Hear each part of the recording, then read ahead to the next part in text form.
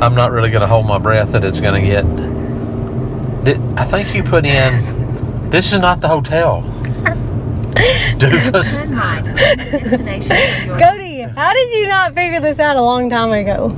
You saw me change the address. I didn't figure you would lie to me. I didn't lie to you. I guess I'm wrong. I thought you noticed what I'd done. No, I don't pay no attention to what you do. Look who's right there. We beat them? We beat them. We're just going to pull up like we own the place? Yeah, we're just going to pull up like we own it.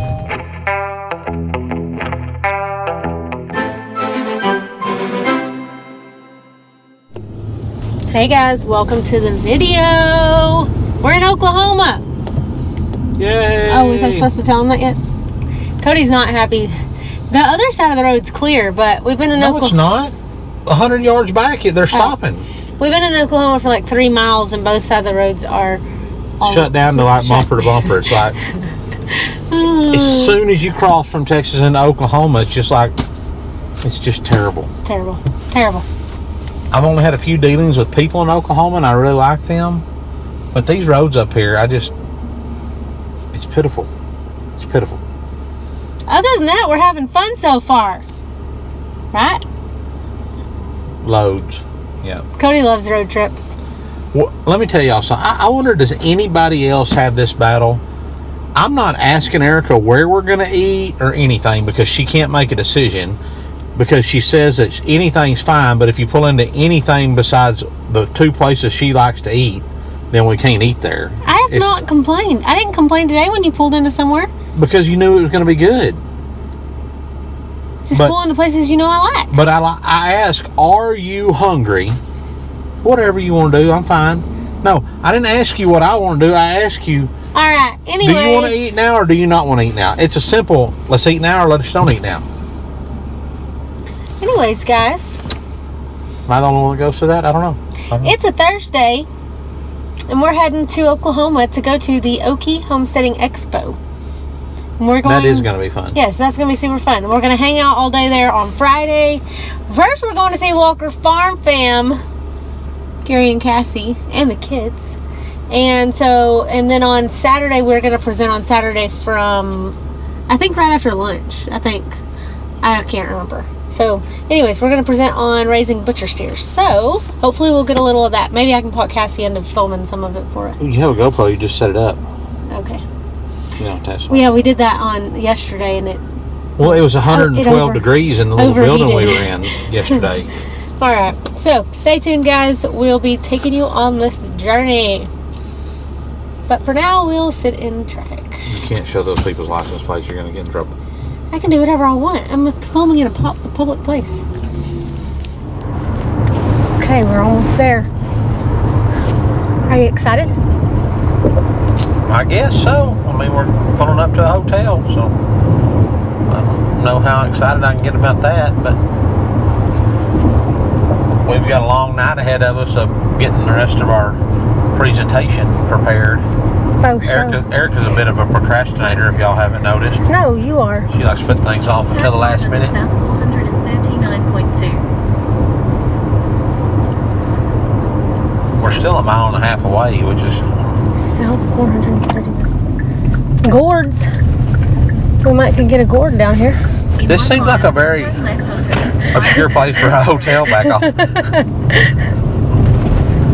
I feel like we're getting further away from the beaten path, don't you? Yes, definitely. Are you sure you're This reminds me of like when we drove in Tennessee, like the back roads to go to that church and stuff. I have no idea. I don't know why it doesn't like leave the address up there for you. But this is small town America because it's some hay fields. Looks like everybody's got their hay cut up here, baled and already picked up. It's looking good.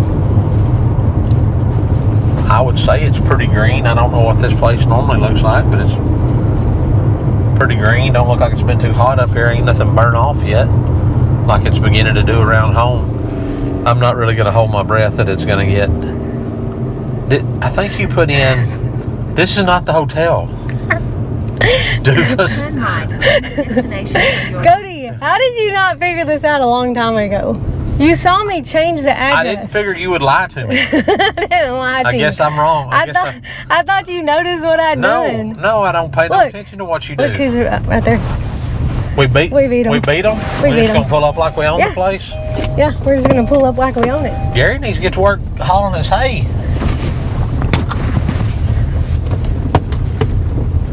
Y'all, we are behind the scenes with Walker Farm Fam. They're not even here. I like this sheep pen. That's pretty cool. We won. I wonder if we can see them. No, they can't see behind us. Look at the garden. They're beating us on the garden. That's for sure. The destination is on your right. We arrived. 430 East 580 Where are Road. you going? Stop right here. I don't know where we're supposed to go.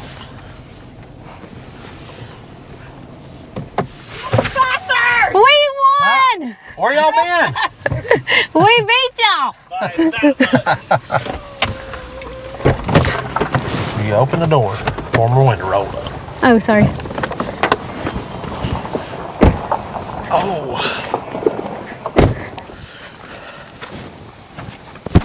What is that thing? Sunflower? Is that a backstop? Huh? No, that's a backstop. I'm talking about the backstop. yeah. Soccer. How are y'all? I tricked Cody. He didn't know that I changed the I address. was like, man, this is kind of off the beaten path for a Holiday Inn, but it is Oklahoma, so who knows? It's a mile and a half away. He was like, How are he you? was like, Great, how you wait, doing? Good, did good. you put in? I think you How are you? accidentally put in Cassie's address. I'm like, I didn't accidentally put in Cassie's address. So you really didn't tell him? I don't think she lied to me, but I guess I'm wrong, huh? I'm like, it wasn't a lie, To get a little babe. more land or something. So Right. Yeah, it wasn't a lie. Ranger. Hey, Ranger and Hey. Cody. Ransom. Nice to meet Nice you. to meet you. You gotta say hi. Did I get a handshake? How are you? Well, did y'all have a good supper? Yeah. All right, guys, welcome to the Okie Homesteading Expo. We're here. We were here earlier this morning, but we left because I had a headache, and now Cody says he's coming down with whatever I've had the last few Whatever days. she tried to infect me with, so. So, And we had to work on our presentation that we're giving tomorrow, so we went home and worked on that. yeah, we went to the hotel for a couple hours. Got Cody some medicine. He laid down for a minute, and we worked on our deal.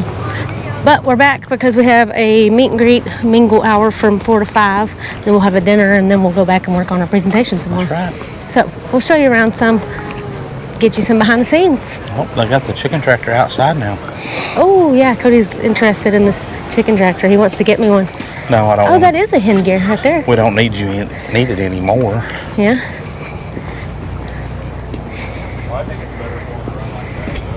So there's the chicken tractor. I think it's cool. I need one. Let's go talk to the Oh shop yeah, guys. go talk to Got a the little time Redmond now. people. All right.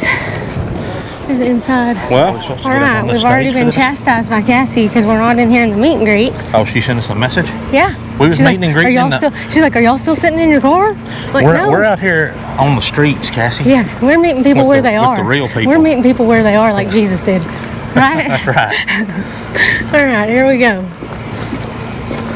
What'd you think about the Gatorade stuff? It's pretty salty. It ain't is pretty salty. But I liked it. I know. I thought it was very interesting. brains behind this whole show. And we're going to open up with the national anthem again. And thank you, say prayer.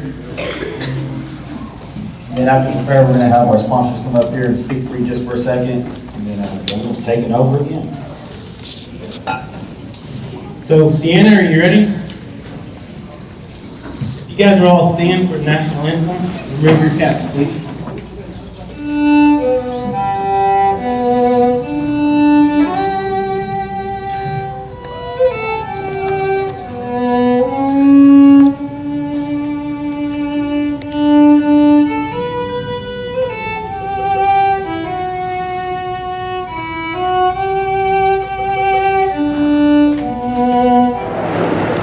It's awesome. He was on a piece of rebar, so he caught it up on the bank. He tried to swim back in, and he can't come back up. Gotcha. So it drowned him? Yeah. So you think that happened after while he was in the water? You think something else got a hold of him then? I don't know. I don't really think. I know those are probably teeth marks because there's sets of 2 everywhere. Right.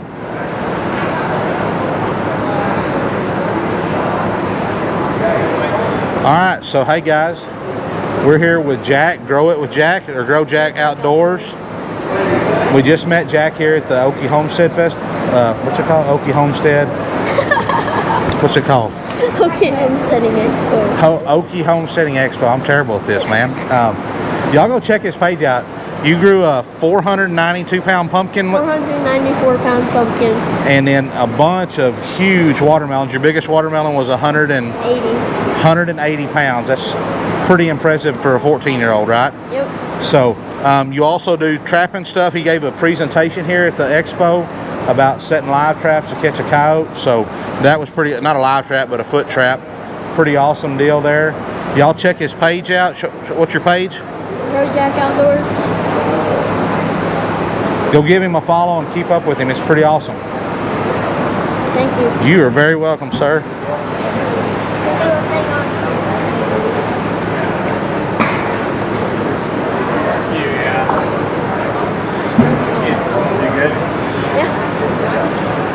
Yeah, it's making us nervous when all the kids came up. Trap set and the kids swarmed the table. I was like so close.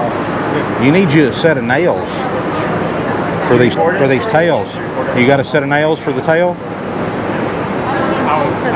So if you take it, when you skin a coon, you come in right here and you just split the skin right up here under it. Yeah. Then you take those nails and put one on each side and squeeze them together and pull, and it'll pull that hide plumb off the tail, and you don't have to split the tail to do it. Oh, yeah? Yeah.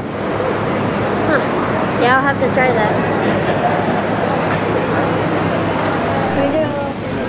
Alright, we're out here at the Okie Homesteading Expo, and Cody talking it up. We've met lots of people, and I'm kind of trying to take a break. I'm trying to go to the car. But we're going to speak in about an hour, so we'll try to get some of that coverage. But it's busy around here. So you got you some chickens now, or fixing to get some? The rest of the day, up first is going to be Cody and Erica from the Bar 7 Ranch. Apparently they do some ranching, but usually all I ever see is them arguing on TikTok. I don't know what the deal is, but Cody does not know how to cut eggs up, or it's, you know. But I will say this, you don't own those seats. If you sit in it too long, Cody's going to want to charge you rent. That's right. Nothing's free. Nothing's free. So Eric and Cody are going to be talking about raising butcher steers. Microphone only working part of the time, I guess. They're going to be talking about raising butcher steers. Cody and Eric are first-generation ranchers in Central Texas. They raise beef cattle and Dorper sheep on the Bar 7 Ranch. With over 25 years of experience in beef cattle, they're excited to share their experience with you guys about the beef industry. So give them a hand as they come up. All right, turn your deal on. I don't know, is this working now? Can y'all hear? Did you turn yours on? Yeah. Is mine working? I don't think either one of them's working. They were working a second ago. They worked for 5 seconds. Are they green? Yeah, they're green, but they're not. Lit up green. Well, now it's working. Who knows? Now it ain't. Hello, hello. Just use the Stick your microphone. tongue out. If you stick your tongue Just out, you use the can't talk microphone. Well, this one wasn't working great a second ago. Batteries are up on it, but they're good. We'll try it. We'll talk extra loud. No. Can you hear me now? Everybody just move all the way up to the front, and we'll just do it that way. Hello, hello. It has the battery is all the way up. Gary, are you the sound guy? Okay, we have sound. Don't move it too much. Don't move. He says don't move. No, the battery's all the way up on this one. Does it sound good? Yeah. No? Okay. All right, so we are Cody and Erica. Like he mentioned, we are first-generation ranchers in Central Texas. We raise beef cattle and Dorper sheep. We have 2 kids that are 14 and 19. Yes, we charged our 19-year-old rent, but she moved out. But that was the plan, to get her to be independent. She was an independent person anyways. So today we're going to be talking about raising butcher steers, and I'll let Cody give his background on that. So like Erica said, we're first generation, meaning my mom and dad didn't farm and ranch. Erica's mom and dad didn't farm and ranch. I did have some aunts and uncles that were ranchers and stuff, so from a very early age, I spent as much time as I could at their farm and their ranch, learning as much as I could. I wanted to be a large animal vet, so I followed that dream to Texas A&M University after I graduated from high school, but at that time I liked to drink more than I liked to study, so I spent more time in the Dixie Chicken than I did in my chemistry classes, so I didn't get into vet school. I came back home and went to work at my cousin's preconditioning yard. If you're not familiar with what that is, it's where you take calves that are weaned. The calves that we bought were usually 250 to 450 pounds. We'd straighten them out, we'd get them started on feed, we'd run them on grass and wheat, oats, things like that. And when we got them up to around 750, 800 pounds, we'd ship them to Kansas to the feed yard. So I spent a lot of time behind the calf, cutting calves, working calves, doctoring calves, ever since I was probably 7 or 8 years old. And so I've been finishing steers for probably 25 years now. So we're going to explain to you a little bit about the way we like to do our butcher steers. It's not the only way, it may not be the best way, but it's the way that works well for us.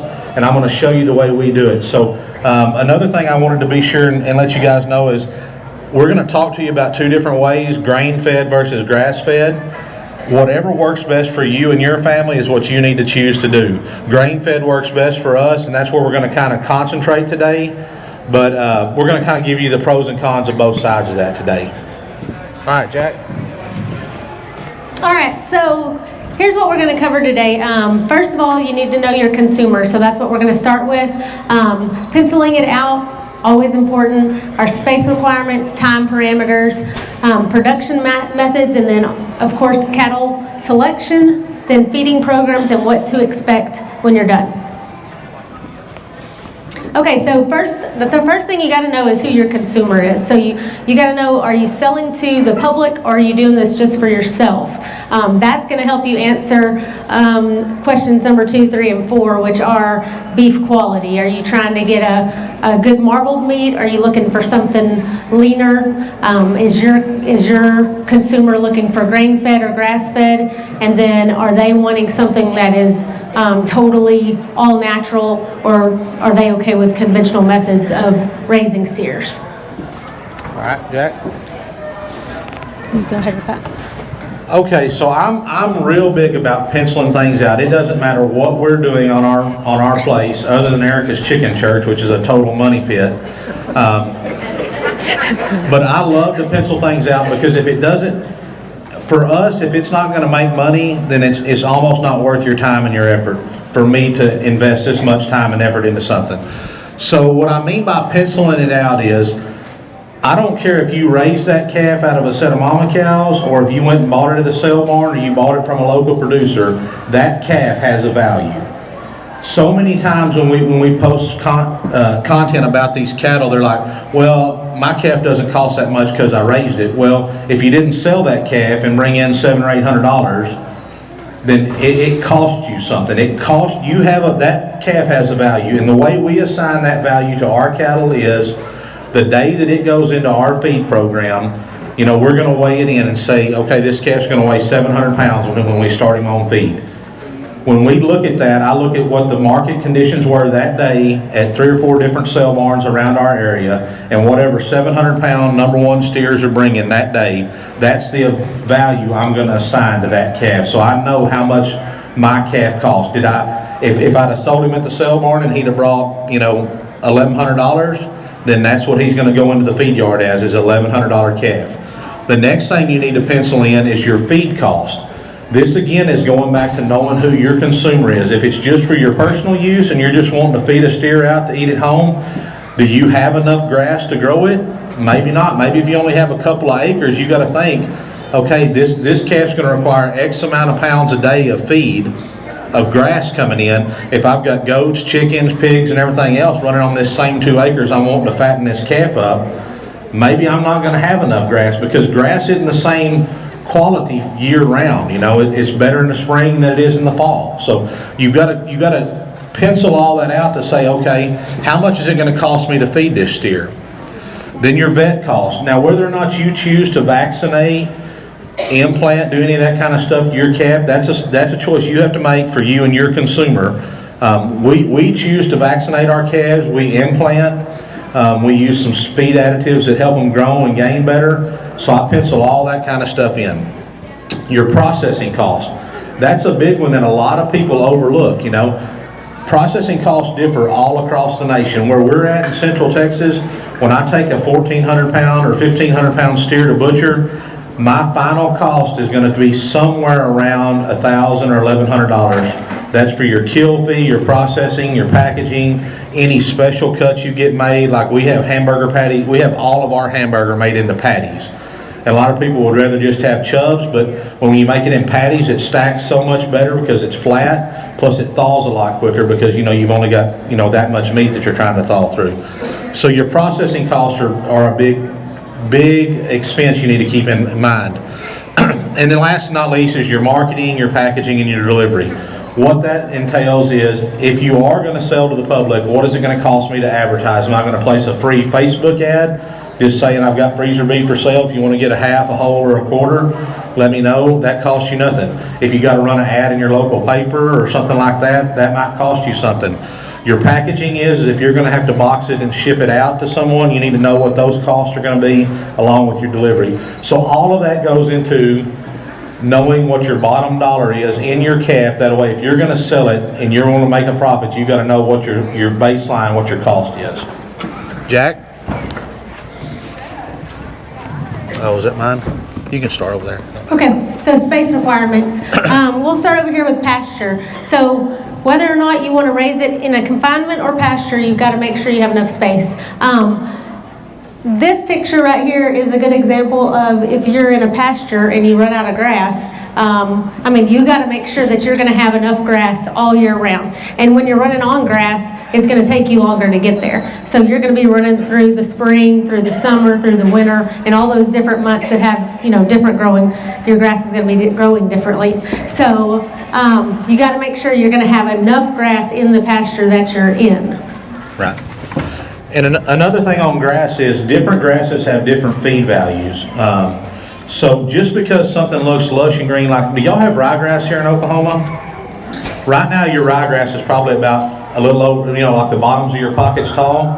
But if you turn a herd of cows in there, they are not going to want to eat that right now. It's already too big, it's too tough. They're going to go find something else that's coming up. If you've got Bermuda grass in your field that's starting to come up now, they will hammer that Bermuda grass and leave that ryegrass standing until you can force them to eat it. The problem with ryegrass is at this stage, it's beginning to decline in its nutritional value. So just because you have grass doesn't mean it's going to do good for your cattle. So that's something to really keep in mind, is what kind of grasses you have. And people always ask, well, how many acres do I need for that? Well, if I've got 100 acres in West Texas that isn't nothing but dirt and sand, I can't run one cow on there, she'll starve to death, you know. If I've got 100 acres in Kentucky where my stocking rate's 1 to 1, I can run 100 cows on 100 acres, right? Even so close as just your next door neighbor, when you look at their place, if it's grown up with cedar trees and rocks, and your place is, you've took the time to clear it and you've got it in good grass, you're going to be more productive per acre than he is, right? So knowing what your grass looks like ahead of you is a key aspect of pasture finishing or grass finishing. We choose a confinement finishing program. The reason we do that is I like grain-fed beef. I like to get them there fast. I like to make them, if my steers don't gain 4.5 pounds a day, then I think they're doing poorly. There's something wrong. I want my cattle to gain weight. I want them to get there fast. I want them to have intermuscular marbling. I want them to grade choice. At minimum, prime is preferable. And I like it, but my cattle are going to have a yield grade 3 or 4, which means there's going to be a little bit more waste because we're going to get rid of some fat that we don't need. If you're going to feed in a confinement scenario, you need about 200 to 300 square foot per animal is what you need. So let's say if you're a homesteader and you've only got 2 acres, it may not be the best thing for you to try to raise, have 2 cows or a cow and a bull. Now you're overstocked and you're waiting for a calf to be born, and then you're going to have to carry that calf along, say till it's nearly 2 years old, 2.5 years old before it's ready to butcher. But what you might have is you can go down to the Tractor Supply and buy 6 or 8 panels and build you a 20 by 20 pen, that you can feed 2 steers in. Does that make sense? So my pen right here that we feed our steers in, it's 40 by 40, 1,600 square feet, and so we can finish 8 steers at a time in there. Normally we do 6 because the way we like to finish ours, excuse me, we have this feeder panel right here where the steers can come up and stick their head through. We feed them on the outside of their pen, that way there's not much waste. They're not, getting it and taking a step back and dropping it everywhere. It just works real well for us. So really you need to allow about 200 to 300 square foot per head if you're going to do a confinement feeding operation. And of course, no matter what you're doing here, you want to be sure you have fresh, clean water for them all the time. One thing I would definitely recommend to anybody, if you're going to buy water troughs, the days of the great big old round aluminum water troughs, those are a waste of time and effort, okay? And I want you to think about it in this manner. If every one of us walked up there to drink out of a water trough, before we're ever going to get really fresh, clean water, we're going to have to suck that thing nearly to the bottom, okay? If you get the water troughs that just water like 1 or 2 head at a time, meaning they can only 1 or 2 drink out of it at once, as soon as that first cow or goat or whatever you have sucks that water bowl out, it's a constant supply of fresh flowing water after that. So it's a better source of water for your livestock than it is out of the big water troughs. Jack? And when on the water trough thing, you might say, well, if I've got 100 cows, I can't have one that waters 1 or 2 cows. They're not all coming to water at one time, obviously. They're going to come in a line just like anybody else, like a person would. They're going to get in line and wait their turn. So we've had a lot of people say that. They're like, how does that little water trough water all the cows? But it does. I mean, they just get in line and wait. So time parameters, when we're talking about grain finish, that's going to be 4 to 6 months out from when you put them in that pen. So that's definitely a shorter amount of time than on grass. Grass finish, you're looking at 12 to 18 months, and you're going to have a smaller calf when you're getting to that 12 to 18 months. You're looking at like an 1,000 or 1,100 pound steer compared to maybe a 1,400 or 1,500 pound steer on the 4 to 6 months in a grain fed scenario. So definitely a time parameter is another aspect of it if you're wanting to think about how much you can get in in your area. So that on the time parameters, if you're selling beef, it's hard to ask a customer to wait 12 or 18 months from the time you wean your calf until they're going to get their final product, right? I mean, most people can't budget 12 weeks ahead of schedule, much less 12 months, right? So being sure you know who your consumer is, and maybe you, if you're raising it for yourself, maybe you can't wait 18 months to fill your freezer. So going with a grain finished calf, you can take a calf from 700 pounds to 1,400 pounds in 4 to 5 months pretty easily on a good ration. So just knowing who your consumer is and knowing where you're going in the long run makes a difference on how you're going to finish your cattle. Jack? Okay, so production methods. So we broke this into the 2 most basic forms of production. What we call natural is just, if you don't want to vaccinate, you don't want to worm, you don't want to, you just want them to be as completely natural as possible. And that's perfect. There is a big demand for that kind of beef right now. We're more of a conventional cattle raiser. And when I say conventional, I mean the way cattle have been finished in this country for the last 60 or 70 years. So we choose to use growth hormones. So this is an implant gun that I'm holding here. This is an estrogen implant. We implant twice during a feeding period. So our feeding period is 150 to 180 days. What we do with that is we'll give an implant on the first day. It goes under the skin in their ear. We don't eat their ear, so it's no big deal. We'll give them a second one 75 days into the feeding program. What this estrogen implant does is it allows those cattle to convert their feed about a ½ pound of gain a day better, okay? So if you're gaining ½ pound a day more on the course of 150 days, you're going to gain 75 more pounds of meat in that same time period as a calf that wasn't implanted. The other thing we like to do is in our feed program we use I'll hang on until we get to our feed program to talk about that. Just to brush over it, we use an additive called Mormon's Beef Trait. It's an ionophore that goes into your feed.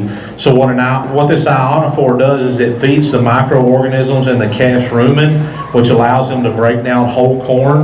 A lot of times, and I'm sure some of you guys have seen this too, you're like, oh, you can't feed straight corn to a cow, you'll kill it. They'll founder, they'll get acidosis and die. The steers in these videos at the end of their feeding period, or in these pictures here, at the end of the feeding period, they're eating 40 to 45 pounds of whole corn every single day at the end of the feeding period. We have not once in 10 years had a calf bloat, die of acidosis, or founder in the 10 years that we fed that. So it works really good for us. We also choose to vaccinate because, you know, if you're raising a calf on your own at your house, you know everything about it. You may not feel like you need to vaccinate for anything. Some of the calves that we get in, we know where they come from. We buy from a certain producer and bring them into our house to finish them. But we still vaccinate. We vaccinate against blackleg. If anybody's ever lost an animal to blackleg, that $1.25 vaccination sure makes it look a lot better to you at the end of the day. We choose to worm. We're kind of in a wet area, and these calves are in confinement. You know, they're going to root around in their own feces and stuff like that. So we choose to worm them just to keep them cleaned out there. And we spray ours with fly control a couple times, you know, throughout the feeding period. We feed from August to January, so in the early parts of our feeding period, we do have to have some fly control. Once it gets cold and we quit having flies, obviously, you know, we don't worry about spraying them for flies or anything. Jack? Go ahead. Oh, I'm talking the first two? Okay, so we know what kind of feeding operation we're going to do. Whether we're going to feed grain fed or we're going to do grass finished. We know who our consumer is, so knowing all that lets us decide what kind of calf we want to buy. So if we were looking at these 4 breeds right here, who wants to buy a Texas Longhorn and feed it out and eat that? There are lots of people that do that. They'll eat a Coranty, they'll eat a Longhorn, they'll eat a half or 3/8 Brahman calf, but those cattle are not going to finish like the steaks that you see on TV and the steaks you eat at a restaurant, okay? There's a big craze for Wagyu meat right now. It's wonderful. It takes longer to finish a calf that's a Wagyu. They look terrible. I can't stand the way they look. But our breed of choice is Angus cattle. We prefer black Angus. Red Angus are just as good. You can't tell the difference when you eat them. A Hereford, any of those European breeds are going to finish really well. They're going to convert well. They're going to do good on grain. But just picking a good quality animal before you ever start is key to getting what you want in the meat you're looking for. These first two pictures, the Wagyu and the Angus, these cattle are going to grade choice and prime, really good, really tender meat with lots of intermuscular marbling, the kind of meat that you really want to eat when you get home at the end of a day of hard work. When you move over to the other two, like the Limousine and the Longhorn, they're going to feed a lot, they're going to be a lot leaner beef. They're not going to have as much intermuscular marbling. They're going to have a higher yield grade, and what I mean by that is there's going to be, based on their live weight to their retail cuts, you're going to get a higher percentage. You may not get more pounds than you get from an Angus or a Hereford or something like that, but as a percentage of their body weight, you're going to have a higher yield there. I kind of stole Erica's thunder. She was supposed to talk about those. It sounds like you're talking a set of reasons. All right, Jack. Well, you're going to talk about grain fed. Did you want to go first? Sure, I'll go first.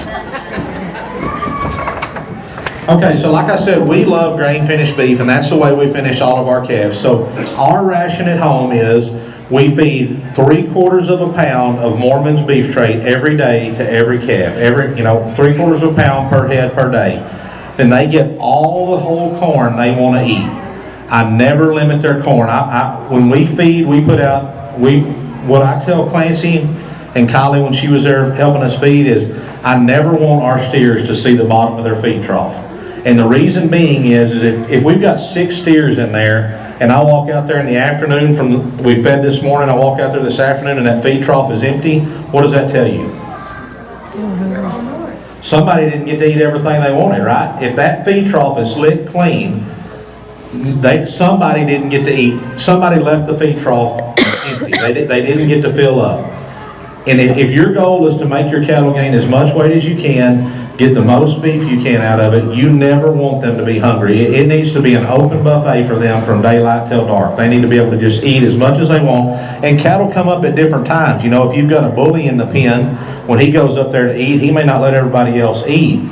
And if you only put out a set amount, well then he may eat more than his share than the littler calf that comes up, 10 minutes after he's walked away. He's not going to get to fill up and get his full. So you're always like, well, why is that calf always a little bit behind? Well, it's because he's not getting to eat. So we keep out a full, as much corn as those calves want to eat. And if it begins to, we see, after a couple days, okay, there's starting to be a little less feed left in the trough, well, we're going to bump them up 2 or 3 gallons or 5 gallons of corn that next feeding. And just keep it out in front of them. So 3/4 pound of beef trait, all the whole corn they'll eat, and then we give 1 pound of some type of hay per head per day. So we choose coastal Bermuda because it's prevalent in our area. It's easy to buy. We grow it on our ranch. So I'll square bale that. I can just feed a couple of blocks in the morning, a couple of blocks in the evening, and they get all the roughage they need. I would caution you, if you're going to feed a grain-fed diet, do not put a round bale of hay in your feeder pen, because they'll eat a little bit of feed and then they'll go and stand and eat that hay, and then now you're going from an 11 or 12% protein to a 6 or 7% protein feed that they're filling up on, and they're not going to convert as well, they're not going to gain as well, their finish isn't going to be as good. It's just not the same thing. You're not going to be as satisfied as you would if you just hand fed them just what they needed to keep their stool kind of tight and keep them from getting too loose that way. So that would be an example of a home mix ration. There are hundreds of home mix rations. If you have lots of corn farmers around you and you have the ability that you can go down and buy silage from somebody, you can formulate a ration that's silage and corn and some other things. You don't have to feed them like we do, but this is what works for us.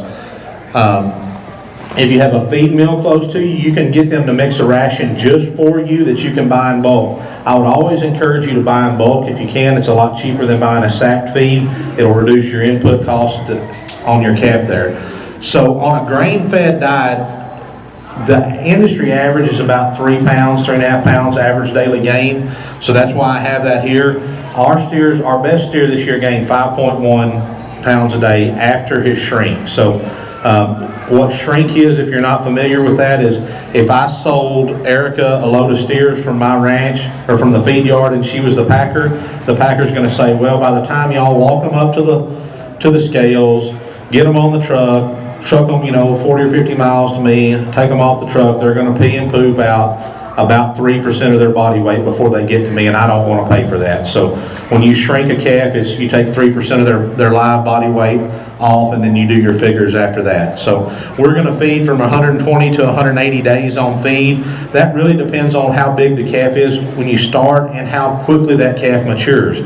Cattle are just like people. Some calves mature way quicker than other calves do, and that's something you have to watch as you're watching them grow. Like, okay, this calf's really starting to get those fat pones on each side of his tail head. His brisket really looks like it's got a basketball in there between his front legs. He's really beginning to get that fat. I can no longer see his ribs. It just looks like a flat sheet across there. His back is really flat and thick.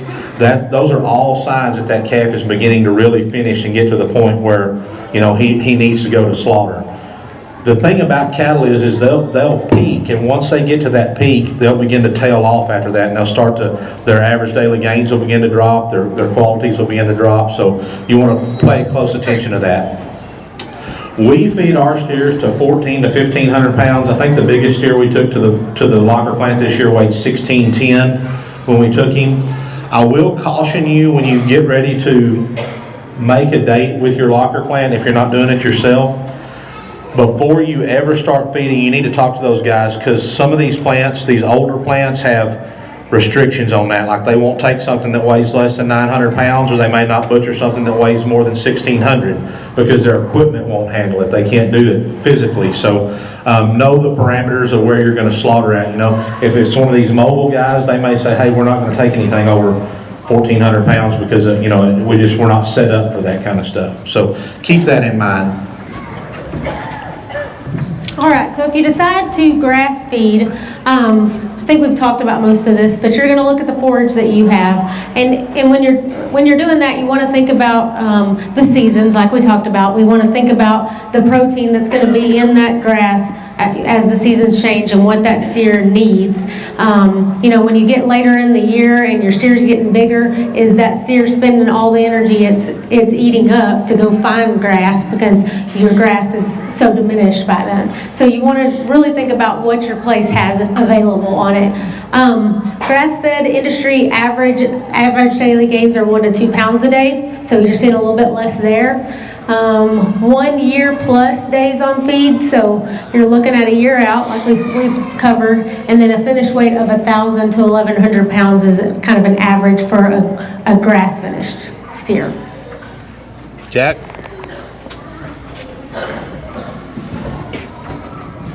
Okay, so what to expect when you take your calf to the butcher, or you butcher him yourself? So when COVID hit, you know, lots of people started wanting to buy calves themselves, and I talked with our processor one day, and he said, you know, you wouldn't believe how many people call and make a date, and they show up with a 700-pound calf, and they come to pick their meat up, and they get, you know, 200 pounds, and they're like, well, where's the rest of my calf? So let's break it down. So the live weight of your calf, whatever he weighs on foot the day you drop him off at the butcher, that's your live weight. So the last steer that we butchered or processed this year weighed 1,550 pounds on the hoof, okay? His hanging weight or his rail weight is going to be 60 to 65% of his live weight. So that means once he's been dispatched, his head's been removed, his hide's been pulled off of him, and he's been split in half, he weighed 946 pounds. That was the meat that was left on his carcass. That's meat and bone still in his carcass, all right? So your take home or your retail cuts is going to be 60 to 65% of your hanging weight. So that means when we bring that steer home as retail cuts to put in our freezer, or if we were going to sell it to an individual that wanted to buy a calf from us, we have 565 pounds of marketable meat to sell to a consumer, okay, or to bring home and put in our freezer. Now, here's something you got to keep in mind. When you go to your butcher, you can't just walk in there and say, I want 565 pounds of ribeyes.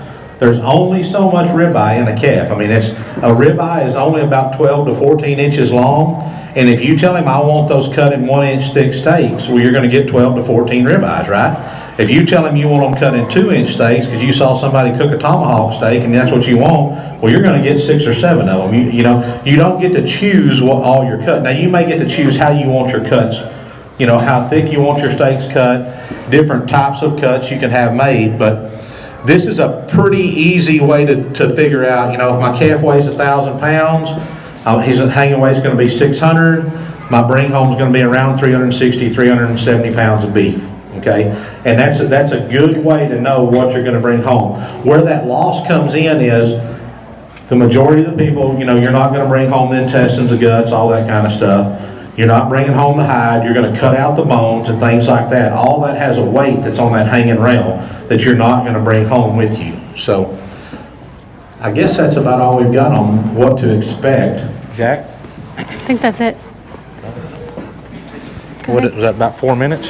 4 minutes? Oh. Here, you do that. I like that shirt.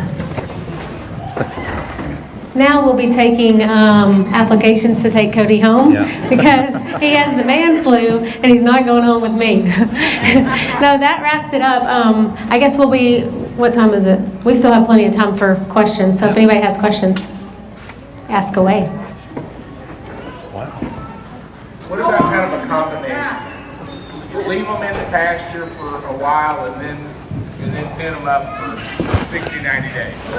Great question. So nearly all calves they're grass-fed until they go into a feedlot situation, right? So like our calves that we butcher, they're going to be in the pasture until they weigh 700 pounds, and then they're going to go into the feedlot pen for 120 to 150 days, some 180, but there are definitely, you can run them on grass and then have them come up and eat in the afternoons, you know, keep out feed for them and things like that. But what you run into when you do that is your average daily gains and things like that don't stay up there where you want them to. And that really, you know, I put a lot of emphasis on average daily gains. I put a lot of emphasis on You know, great and prime and choice, because that's the kind of beef we sell. That's what our customers have grown to expect from us, and that's what our family expects to have at the dinner table. You know, my kids are spoiled. I mean, they don't, you know, if we go to someplace and we get a pitiful steak, it's like, why do we even order this here, Dad? I mean, you know, because we produce a better steak than what we buy in a lot of restaurants, you know. But it really just depends on what you're looking for in your calf and what your consumer, whoever you're wanting to sell it to, is looking for. You know, there are some. I've got a real good friend of mine that he only does grass finished calves.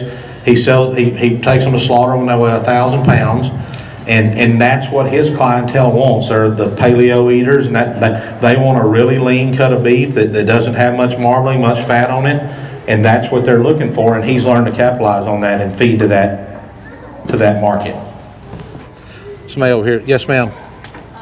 On the slide where you had like the growth hormone, the vaccinations and all that, roughly what does that cost per calf? Okay, so she asked, you know, on the growth hormones, the vaccinations, all that kind of stuff, roughly what does that cost a calf? So on our calves last year, it was $19.35 to give an IBR shot, a blackleg shot, to implant them twice, fly spray them a couple times throughout the feeding process, and I think we even figured in an ear tag in there for $2.35 or something. So it's very minimal, and we for sure don't want to overdo it anything. Like if a calf has to be vaccinated, not vaccinated, but say a calf gets sick and we have to give it an antibiotic, I'm not going to pull that out of my feed program and say that meat's no longer any good for human consumption, because I'm going to be sure that we follow the guidelines on the medicine label, the withdrawal dates and stuff like that. But I also am very upfront with my customers that, hey, if this scenario happens, we may have to do this. Are you okay with if we have to do this? You know, because I don't want to hide anything from anybody. So, Good question. all right, go ahead. I don't know if it's every state or what the deal is, but I know now you used to be able to just go in and buy your antibiotics and stuff yourself. Now you gotta have prescriptions. How's that gonna affect the industry? So she asked about the new mandates that are coming down, where you can't just go in and buy lots of your antibiotics and stuff like that over the counter anymore. So in our community or in Texas where we're from, if a vet comes to your place once a year and does a visual inspection of your operation, how you do stuff, then it's just like calling in a prescription to a doctor. They can just prescribe you whatever medicine you call them. You know, if I call my vet and say, hey, I've got a couple of calves with pneumonia, I need to get a bottle of Baytril, she'll just send me a prescription and I can go fill it at a feed store where they carry Baytril and stuff like that, and I can get a bottle of Baytril to give a shot. So it's going to make it a little harder, and it's kind of good and it's kind of bad, because there are lots of people out there that are using stuff off label and off script and doing things that they don't need to be doing. But in the same token, there's lots of people who have lots and lots of experience giving shots and vaccinations and know what they're doing, so they need to be able to get that, because animal welfare is the most important thing to all of us, right? I mean, if you're sick and you feel terrible, you're going to stick it out as long as you can, and then you may go to the doctor and get a shot to feel better. It's the same thing with our livestock. You know, we want to give them the opportunity to fight off any infection or anything on their own, but at some point they just can't do it, and you have to help them out, and you have to do that for them. So, yes, sir. Is there any kind of specialized software that you use for tracking for vaccinations, for costs, for weight gain, etc., that helps you stay organized? So for me, it's right here. I keep it all in my head.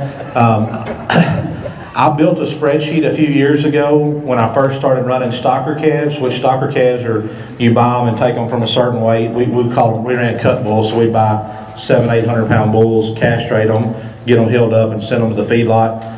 And I made a spreadsheet where I could put all that stuff in to track it for myself. But there are lots of different programs out there. Cattle Max has things like that where you can do it by, you can assign an ear tag to a certain animal, and you can track everything you spent on them from the day you got them on all the way through till you process them or keep them. So there are some different things out there, but most of mine is right here.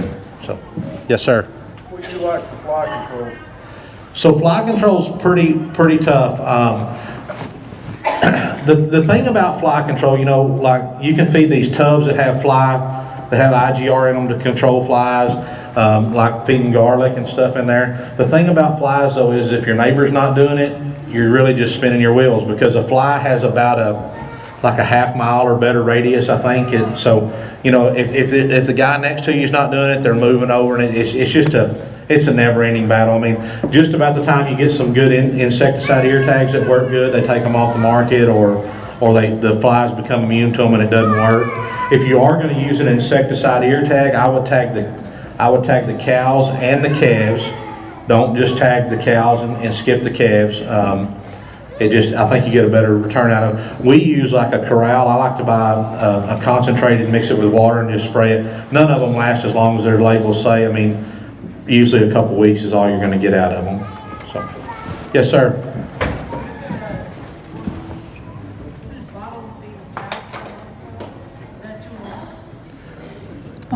They've been bottle feeding a calf for 4 months. Is that too long? No, I mean, number one, you're probably so far upside down in that guy, you're never going to get out from under him. Buying that powdered milk is man, that you can feed up a lot of profit in one that way. But most of our bottle calves, I mean, we take them once they kind of get to eating on their own and start eating a ration of some type, then we get them off that bottle. I've never had really good experience getting a bottle calf to grow out very well. I mean, there's just something about using a man-made product to replace nature's own that it just doesn't, they don't ever really pan out. But no, I mean, you can't take one too long on a bottle. Yes, ma'am. Have you heard anything about mRNA vaccinations being implemented with cattle? There is a little bit of that, but I don't have enough information on it to talk about it, if that makes sense. Is it worth wasting your brisket to make bacon out of it? Make bacon out of your brisket? We had that done last year. Wasn't much left. No, I've never heard doing that. Brisket is my least favorite cut. I mean, we don't get even get ours. 2 big old briskets out of our steers every year, and really I give them away to somebody to cook for some church event or something like that. I mean, I'll tell y'all this too. What do you think's the most? What cut of meat do you think you get the most of when you butcher a calf? Hamburger. So out of this 565 pounds of beef that we brought home, 360 pounds of that was hamburger meat. So you're always going to have more hamburger because there's just so many, you know, all the trims get ground up. So keep that in mind too. Yes, sir. What's a reasonable expectation for ROI on the grass-fed versus the conventional raising of cattle? I've never finished a grass-fed calf, so I don't know what your return on investment would be on that. The calves that we did this year, they made about $525 a head over the course of a 160-day feeding period. So you're not getting rich, but it's worth doing. The way we do it, though, I mean, you're spending 10 minutes a day feeding them, 5 in the morning, 5 in the afternoon. So for your time, it's pretty good. So, all right, have we exceeded our time limit? No, I don't think so. It's 1:42. Okay. What was the feed that you added in addition to the corn? It's called Mormon's Beef Trait, or ADM Beef Trait now. It's not Mormon's anymore. Beef Trait. It's sometimes it's hard to find, but if you can find ADM's website and they can set you up with a dealer, find you a dealer close by. And we had them come out to our house earlier this year or the end of last year. So we have a YouTube video where they came out to our house and talked about the beef trait and how it works. And they gave their website and how to find them. So one of their reps came out, and you can find that on our website if you want. That was 3/4 of a pound a day. Mm-hmm. Yes, sir. It'll have a label on it. It used to be a pound. They dropped it to 3/4 now. It's very toxic to sheep and horses. It'll kill a horse or a sheep, so don't feed it to them. Don't let them come in there behind it. But all right, anybody else got a question? Yes, ma'am. About Erica's chicken church? It's almost done. So she asked about Erica's Chicken Church, that money pit that we're into now. So I've got everything done on it. I still got to put the steeple on when we get home. So it's built and painted. I just haven't got it put on yet. So and the front door. So it'll be ready for centers before too long. We don't do anything halfway, so but we knew from the get-go it was going to cost. Yeah. Well, thank y'all very much. We appreciate it. Thank y'all.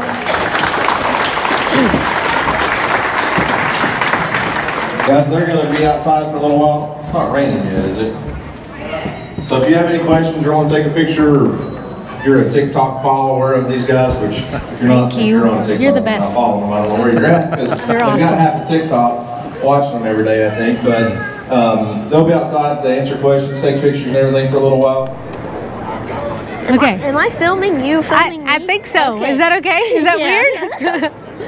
So Erica here said that she's going to be the first one to grow a giant watermelon. So With Jack's seeds. with my seeds. So I brought her a whole handful of seeds. I'm probably going to need all of these to actually grow a watermelon because I have a black thumb. Is that okay? Yeah, that's all right. What are my instructions, Jack? Well, I would plant them in a pot first, and Okay. once they get, there's going to be 2 leaves when they sprout, and then once your 3rd leaf pops up, Okay. I would plant it, and whichever one, so your 3rd leaf is going to come up one way, and whichever way you want your vine to go is the way opposite way you point that leaf. So if it comes up like this, your vine is going to go that way. Okay. So, Okay, well, I recorded that, so now I won't forget. Yeah, all right. Okay, I'll keep you posted. Okay. Thank you. All right, guys. It's fixing to rain. It's sprinkling on us now, and Cody's talking again. We were trying to find a place to sit down because we're fixing to have a meet and greet, and we won't get to sit down. So, moral of the story is we should have wore more comfortable shoes or something so that we could actually sit or like stand for the length of time you have to stand here. Anyways, we've had fun. This is going to be the end of it though, because we're going to go in for the meet and greet and then we'll be done. But it's been a great time. I recorded our beef presentation, so hopefully I've got that inserted in here. It went good. Cody did a phenomenal job. I didn't even need to be up there. I was unnecessary. But anyways, it's been a great time. I didn't get my camera out enough. I need to find some more people to video, so I'll try to do that for you. Y'all keep ranching. I always start before the video starts. All right, guys, we're home from Oklahoma. We were going to have some really super cool stuff in this video, but Cody wouldn't do it. What are you talking about? We were going to go get my chickens. You're the one that was on your deathbed the morning we woke up and got ready to come home. So, no, I didn't want to carry you home with a migraine headache, and I didn't feel good, plus 3 or 4 grown chickens in the back seat clucking and stinking and all that. So, the Lord blessed us. The Lord just said, you don't need no more chickens, Erica. That's not what the Lord said. That's what the Lord said. The Lord said Cassie has to come see me and bring me my chickens now. Right, Cassie? So anyways, what we were supposed to do was we were supposed to get up on Sunday morning, go to church with the Walker Farm fam, and then pick up our chickens. We're getting 3 chickens, and then bring them back to Texas. But at 6 o'clock on Sunday morning, I woke up with a migraine, which sometimes I wake up with a headache, not very often. And I didn't go get my medicine because it was out in the car. Yeah. You have a terrible tendency to not keep up with your medicine. Keep it with you. It was in my car. Yeah, but okay, when we go to check cows, you leave it at home, or you don't keep up with your stuff. Anyways, it was in my car. So finally, I waited till like an hour later to get Cody to get up and go get it for me. And then by that time, it didn't help. And by that time, I was to the point where I couldn't get out of bed to get ready. Like, it was impossible. So finally, we ordered a late checkout, and finally at 12 o'clock I got up and we left. Cody packed us all up, which is a miracle. Cody's never packed us out. There ain't no telling what I left. Yeah, he's already admitted to throwing some stuff away that I did not want thrown away. But anyways, and I've already started unpacking stuff, and everything's just everywhere, but it doesn't matter, it got here. So he packed us out, loaded the car, and I got in the car. And that was the most miserable couple of hours ever, until I convinced him to stop at emergency room. And I hate going to the emergency room because I don't feel like a migraine is emergency, number one. But we finally stopped at one. He kept telling me, we can stop at one if you find one. Like, how am I going to find one? I can't even open my eyes and look at a phone. Anyway, so we stopped in Durant at an emergency room and I got 3 shots and my head never stopped hurting, but it did make me stop throwing up and made me go to sleep. So I was able to sleep most of the way, the like 4 or 5 hours left home. Yeah, the 4 hours home. She 4 hours slept, home. got home and slept. And got home and slept and then woke up the next day and Codizzle said, "You're not working today, you need to rest." So I rested on Monday and I feel much better today. So, anyways, how was Oklahoma though, babe? it was great. If you have a chance, if they have it again next year, the Homesteading Expo, I would encourage you to make the trip up there and go. They had lots of good speakers, lots of demos and stuff that were going on, demonstrations and stuff where you could see how to do stuff. So I think it was a all in all good event, and it's good people. So that was the best part. I had the most fun just meeting a lot of people. Yep, lots of other creators are there. Lots of people that aren't creators that are just but have knowledge in, you know, whether it's an apiary, a bee person, or gardening people, or butchering stuff. If you're into butchering your own meat at your own house, you know, that kind of stuff. They had something for everybody. Some really good vendors and sponsors. So if you have a chance next year, or maybe if you have something in your area, if Oklahoma's not close to you, but you have a chance to go to something, I would encourage you to do so, because it's. And just because you're, like, we're not homesteader, or we don't classify ourselves as homesteaders, but just because you're not a homesteader doesn't mean it's not something you would enjoy. I mean, we enjoyed going to look at all that stuff. So, I mean, I would highly suggest it for anybody that likes that kind of thing. I agree. So, and we got to hang out with our great friends, the Walker Farm fam. And we got to meet lots of new friends. Yes, we did. And I guess I did video I videoed with Growjack, so he's in here already. Who else did I video with? I didn't video with many of our friends. I videoed with Walker Farm fam. Most of them had a camera out and got you, but yeah, a lot of people videoed with us, and we didn't get our camera out. You didn't return the favor. You're not very good at this. I'm a terrible rememberer. You're a terrible friend. I'm not a terrible friend, Cody. Yes, you are. You ask your friends around here. Oh my gosh. You're not as good a friend as most of them are. Oh my gosh. Anyways, so all in all, it was a great trip. We enjoyed it. And let's see, let's talk about real quick what we have coming up. So if somebody wants to see us in person, which I don't know why anybody would, but if you do. So we're going to be in where first, Georgia or Florida? First, we're going to be in Florida the weekend of the 5th and 6th. So if you are in Florida. July, 5th and 6th of July, we'll be in Florida at the Florida Farm Bureau's Young Farmer and Rancher Conference. That may not be the exact name of it, but something pretty similar to that. So if you are a young farmer and rancher between the ages of 18 and 35 and that interests you, that's taking place in Orlando, Florida that weekend, the 5th and 6th. So sign up for that. We'll be speaking at that and hanging out some at that. And then the next weekend we'll be at Jekyll Island in Georgia for the same kind of thing, but in Georgia. So if you're the Georgia Farm Bureau one. So if you are a young farmer rancher in Georgia, sign up for their Young Farmer and Rancher event. We'll be speaking at that. Then the next thing we have on the calendar after that is Empire Farm Days in New York. In Pompey. Yep, again? In Pompey, New York. So, and that's the first week of August. So if you want to see us in New York and you're close by Pompey, New York, just remember we'll be there in the first week of August. I think it's like I don't know what days those are. Don't give me the line. Anyways, so we're signing off for now. Clance is driving up with his buddy on the Ranger, so we're gonna sign off. So y'all be sure to like and subscribe, and y'all keep ranching. Keep ranching. Out. That thing is muddy. That thing's muddy.